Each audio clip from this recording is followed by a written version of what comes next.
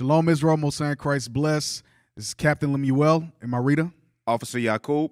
This is 15 Minutes with a Captain, and we are touching on H.N.I.C, the spirit of preeminence. Y'all know what H.N.I.C means. Head Negro in charge. So we're going to touch on what that spirit is, what are the character traits behind it, how to spot or detect that spirit, whether it be on someone else or on you, and what actions, what scriptures you need to apply to overcome that spirit, what scriptures you can give another brother or sister to correct that spirit in them, all right? So we're going to start in Romans chapter 15 and verse 4. The book of Romans, chapter 15 and verse 4. For whatsoever things were written aforetime. So it says, whatsoever things were written aforetime, come on. Were written for our learning. Were written for us to learn from. All the history in the scriptures that you read about our forefathers, those things were left as records for us to learn from in order to correct our lives, in order to continue down the path of righteousness in these last days. All right, so go to Sirach chapter 7 and verse 4. We're going to start in Sirach chapter 7 and verse 4. The book of Sirach, chapter 7 and verse 4. Seek not of the Lord preeminence, neither of the king the seat of honor. So the scripture says, seek not of the Lord preeminence, neither of the king the seat of honor. So it shows you that preeminent spirit, you start to get disrespectful with that, because keep in mind, the king sits in the highest seat. He sits in the seat of honor, right? He sits at the head of the table. Now you got one of the other men that are coming along saying, hey, king, I want to sit next to you. I want the seat of honor next to you. No. Let's read about what the spirit of preeminence. Let's read the definition of preeminence. Preeminence, high status importance, owing to marked superiority. It says high status importance. You think you're more important than what you are. Yes, we all play an important role, but there are certain spirits and certain character traits that come along with a spirit of preeminence that we're going to read shortly. Go ahead. High status, a position of superior status. So you put yourself in a position of superior status. That's why the scripture says don't seek the preeminence, because you're looking to put yourself in a superior status. Go ahead. The condition or fact of being dominant. You want to put yourself in a position of being dominant. Go ahead. A position of exalted, widely recognized importance. And you want to put yourself in a position to be exalted and have widely recognized importance. Not necessarily for anything you've done, but you're seeking the preeminence. Let's go from there. Let's look at some of the character traits. We're going to look at some of the character traits of preeminence. Those spirits overstep their authority for notoriety, aka fame, status, or position. Numbers chapter 16 and verse 1. Numbers chapter 16 and verse 1. The book of Numbers, chapter 16 and verse 1. Now Korah, the son of Izhar, the son of Kohath, the son of Levi, and Dathan, and Abiram, the sons of Eliab, and On, the son of Peleth, sons of Reuben, took men. So they took men, go ahead. And they rose up before Moses. And they did what? Rose up before Moses. So these men rose up before Moses, go ahead. With certain of the children of Israel. And they took other people with them, go ahead. 250 princes of the assembly, famous in the congregation, men of renown. So they took men that had some status amongst the congregation, but they were simple as hell. Read on. Let's read why.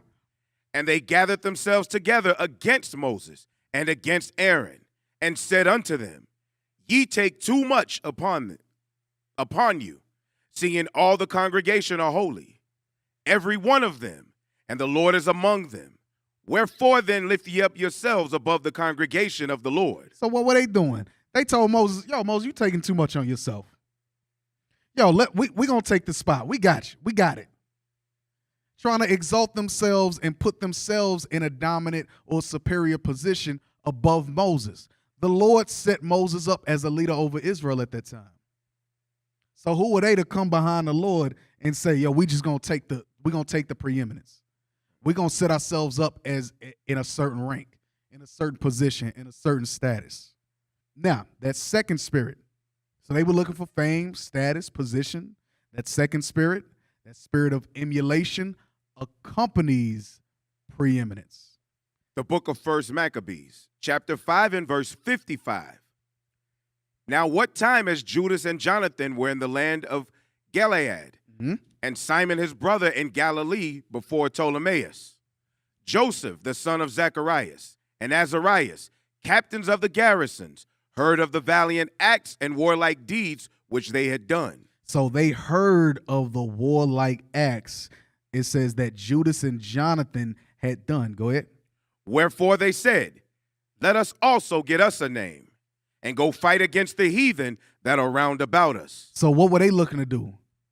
They were looking to take the preeminence, and they wanted to take men and go and fight against the heathen. Go ahead. So when they had given charge unto the garrison that was with them, they went toward Jamnia. Then came Gorgias and his men out of the city to fight against them. And so it was that Joseph and Azarias were put to flight. So because they had a spirit of preeminence where they wanted status, they wanted fame, they wanted position, they emulated what they saw the Maccabees do. And what happened? Read it again. And so it was that Joseph and Azarias were put to flight. They were put to flight. Go ahead. And pursued unto the borders of Judea. They was run off to the borders of Judea. Go ahead. And there was slain that day of the people of Israel. And they were killed that day of the people of Israel. How many? About 2,000 men. About 2,000 men. That preeminent spirit is dangerous. Why? Because it turns into emulation. Emulation accompanies that spirit. And guess what? We see how our forefathers, the things that were written aforetime were written for our learning. You see how our forefathers, when they were emulated by these two men, guess what? They got 2,000 other men killed. Go ahead. Thus was there a great overthrow among the children of Israel, because they were not obedient unto Judas and his brethren, but thought to do some valiant act. But they thought to do some valiant act. Why? Because they were seeking the preeminence. They were seeking status, fame, superiority. They were seeking to be dominant. They were not obedient to Judas. They only saw the valiant acts and said, anything you can do, I can do better. No. So guess what happened? They were put to flight and they were put to death. Was that verse 61? Yes, sir. So it says, because they were not obedient unto Judas and his brethren, but thought to do some valiant act, which leads into our next, this last spirit. Disrespect to your superiors. You know what accompanies a preeminent spirit? Disrespect, a lack of honor for the men over you. Let's go to 3 John verse 9. 3 John verse 9. The book of 3 John and verse 9. I wrote unto the church, but Diotrephes, who loveth to have the preeminence among them, receiveth us not. So it said, we're reading about Diotrephes, who loveth to have the preeminence, who love to have the fame, who love to be dominant, who love to have the superiority. All those different attributes that we read about. What are we talking about? The character traits that accompany a preeminent spirit. How to identify a preeminent spirit. So guess what? He loved to have high status or importance. He loved the position of superior status. He wanted the conditional fact of being dominant. These are all the character traits that accompany preeminence. Read on. Read verse 9 again. I wrote unto the church, but Diotrephes, who loveth to have the preeminence among them. Who love to be the H.N.I.C.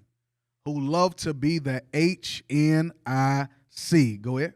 Receiveth us not. When it says received us not, meaning he didn't even let the apostles come into the church. He was trying to keep them shut out from the church, from visiting the congregation. Come on. Wherefore, if I come. Now keep in mind, the apostles were the same men that walked with Christ, that saw the miracles that he did, that were under the tutelage, that were tutored and governed by Christ himself. And you got this dude that comes along and says, oh, no, the church is mine. Right. And says, oh, no, this is I want this rank. No, I want this status. That's evil. Go ahead. Wherefore, if I come, I will remember his deeds which he doeth, prating against us with malicious words. Prating against us with malicious words. You know what comes with a spirit of preeminence? Disrespect. You start to talk crazy to your superiors, to the men that are over you, to the men that were set up by the Lord to shepherd your soul. And you say you want to be disrespectful. Nah, you can't be like that. You cannot have that spirit. And these are the things that come along with a spirit of preeminence. Go ahead. Prating against us with malicious words. With malicious words against the men that was set up by Christ himself. That's the thing. With a preeminent spirit, you're not disrespecting the men that you see. They're there as representatives. You're disrespecting and dishonoring Christ himself. That's what y'all don't understand. That's how dangerous a spirit of preeminence is. Go ahead. And not content therewith, neither doth he himself receive the brethren. He didn't allow the brothers to visit the apostles. He didn't allow the apostles to come to the church. Go ahead. And forbiddeth them that would. And put those out of the church that wanted to go visit the apostles. That's how crazy that is. That's psychotic. You think this is mine. You take your ball and you want to leave the playground. No, you cannot have that spirit of preeminence. You cannot seek the preeminence. Promotion comes of the Lord. So now, with that being said, now that you understand the character flaws, the character traits that accompany a spirit of preeminence, what scriptures do you need to apply in order to overcome that spirit, in order to fix those cracks in our lives? Let's go to Romans chapter 12, verse 3. Because the nation of Israel depends on us as leaders, as men of the Lord, as shepherds of the flocks. We want to make sure that we are getting our spirits right. We want to make sure that we right. The scripture says, be not a hypocrite in the sight of men and take good heed what thou speakest. So we don't want to be the ones that are lording over the flock. We don't want to be the ones to offend the little ones because of that spirit of preeminence, because we see through the scriptures, we see the examples of how you can seriously affect the congregation. Read that. The book of Romans, chapter 12 and verse 3. Come on. For I say, through the grace given unto me, to every man that is among you, not to think of himself more highly than he ought to think. So the scripture says, don't think of yourself more highly than you ought to think. The Most High puts you in a certain position in the body. Play that role. And guess what? In time, the Most High will raise you up. I've seen it time and again. Being in my little time in this truth, I've seen it time and again. Even within myself, within my own life. The Most High will raise you up in due time. You have to learn. You have to be under tutors and governors, as the scripture says. And that's the best place to be. That is the best place to be. That's the best position to be. Come on. Jump down to verse. Was that it on verse 3? No, just a little bit more. Go ahead. But to think soberly, according as God has dealt to every man the measure of faith. A measure of faith. The Most High is giving you a measure of faith in the position that you're in right now. Play that role to the best of your ability. If you're a good follower, guess what? You're going to be a great leader. Great leaders were always great followers, and they never sought to be in a position that they're in as leaders. They were never seeking to be in positions. Paul was not seeking to be in a position of being an apostle over the congregation. Peter wasn't looking to be in the position. They were placed there by the Most High. Jump down to verse 6. Verse 6. Having then gifts differing according to the grace that is given to us. That's what I said. We all play a different part in this body. Go ahead. Whether prophecy, let us prophesy according to the proportion of faith. Or ministry, let us wait on our ministry. So the scripture says, wait on your ministry. Wait on your increase. Was that it on that? Or he that teacheth on teaching. Or he that exhorteth on exhortation. He that giveth, let him do it with simplicity. He that ruleth with diligence. He that showeth mercy with cheerfulness. Go to 1 Peter. We're going to end on this. 1 Peter chapter 5. We're going to read verse 5 and verse 6. The book of 1 Peter chapter 5 and verse 5. Likewise, ye younger, submit yourselves unto the elder. Likewise, ye younger, you younger in spirit, those younger in rank, submit yourselves to your superiors, to those that are over you in the Lord. Go ahead. Yea, all of you be subject one to another. And we all be subject one to another. Go ahead. And be clothed with humility. Be clothed with what? Humility. Be humble. Be humble. Play your role. Play your position. Learn as much as you can in your position, and the Most High will exalt you in due time. Go ahead. For God resisteth the proud. God resists the proud. God will not exalt the proud. Go ahead. And giveth grace to the humble. And he gives grace to the humble. Gives grace to the humble. Go ahead. Humble yourselves, therefore, under the mighty hand of God. Humble yourself in the position that you're in the body. And don't seek the status, the position, the fame. That'll come as the Most High sees fit. Go ahead. That he may exalt you in due time. That God may exalt you in due time. Why? Because promotion doesn't come from the east or the west. It comes from the Lord. So this has been 15 Minutes with a Captain. I'm Captain Lemuel. And with that, we say shalom. Shalom, Israel. This is Bishop Nathaniel. I want you to know that you can view all our Sabbath classes live on IUIC TV. That's right, I said on IUIC TV. Download the app today. Shalom. We used to scream black power while Heron was pushed. But at the end of the day, nothing's in vain. IUIC has been given a vision. The tents of Judah has risen. Many has attempted the mission. Minor murmuring, omitting, and missing the mark. Just reading that he had the flame of fire in his eyes gave us the spark. We on Paul's mission. We out on the road, purple and gold. From Mexico, Cuba, Haiti, Ghana, Sierra Leone. 144,000 boots banging, concrete crackling. These are our men repented at heart. The scriptures is proof. IUIC, we deliver the truth.